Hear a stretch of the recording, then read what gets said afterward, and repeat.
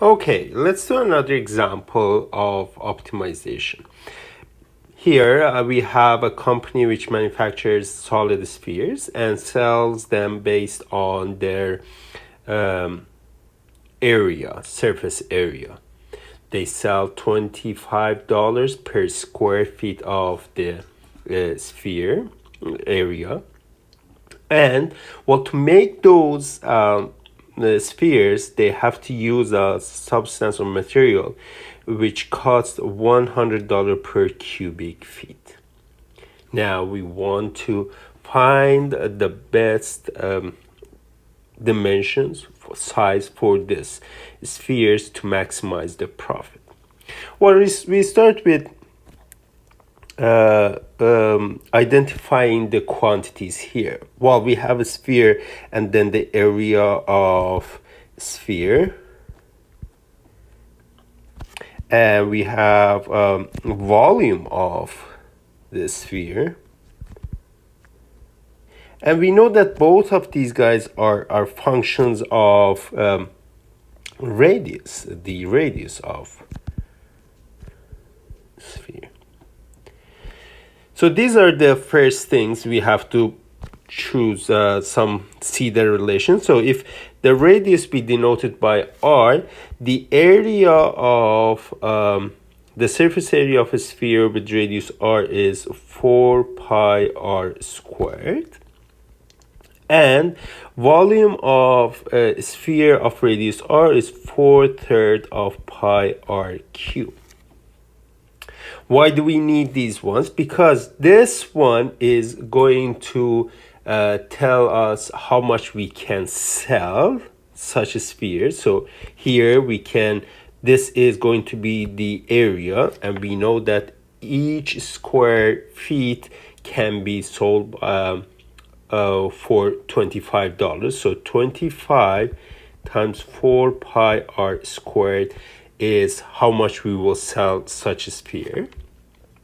And the cost to make that is this guy times 100. So 100 4/3 pi r cube. You see, if I start everything with the radius but with the unit feet, everything will work nicely here. Now, out of these things, this is how much we sell, this is how much we spend. So then the profit function is, well, let me denote it by P. It depends on the radius of that sphere, is how much we sell, which is 25 4 pi r squared, minus how much we spend to make such a sphere. And you see that this will make what we were looking for. So we have to maximize this function. The variable of the function is r, so I need to know the domain of the variable, domain of r. Well, radius can be always only positive numbers, so it will go from 0, and it can grow any as much as it likes, so it can go up to infinity. Yes, and then, well, we have to try to do the work here. Yes, we need to find critical points for this guy, or critical numbers, by finding P r and setting it equal to 0. So this will give us, this is 100, and then there's r here, so this will be 200 pi r minus, then you differentiate that this is 400 pi r squared. Set it equal to 0. From there, we can factor out pi, actually we can factor a bit more, 200 pi r. This will give us 1 minus 2r. It must be equal to 0. And from there, you see that either r is 0 or r is 1 over 2. So I'm looking to this function as just given function without considering the domain. So let me just write the table sign for p prime. So we have 0, we have half. But for us, the practical domain, we know that we are not considering this piece. We are not considering any negative radius.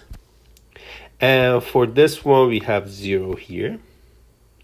And as a result, as you can see, this part will be plus, minus. This is 0. We don't want that anymore. And well, out of this, you see that the function PR now has a very good form here. So it increases up to r equal to half, and then after that it decreases. Well, the domain of r should tell you that the regular closed interval facts won't work here. However, in this case, we have first derivative test for absolute max.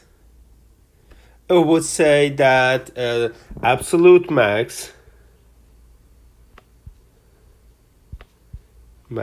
of the profit function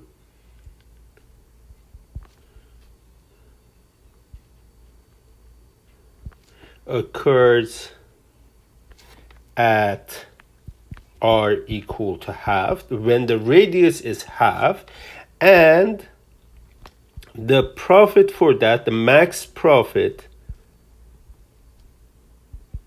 is, well, p of half, and this is equal to 25 times 4 pi 1 over 2 squared minus 100 4 over 3 half to the power 3.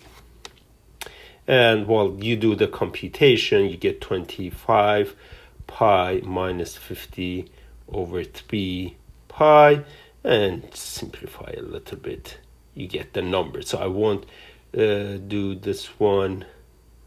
This is 75 minus 50. This will give us actually 25 over 3 pi. And that's what we were looking for. Actually, let's go back to the question. It says what size? The size we are looking for comes from this guy. So the radius must be equal to half.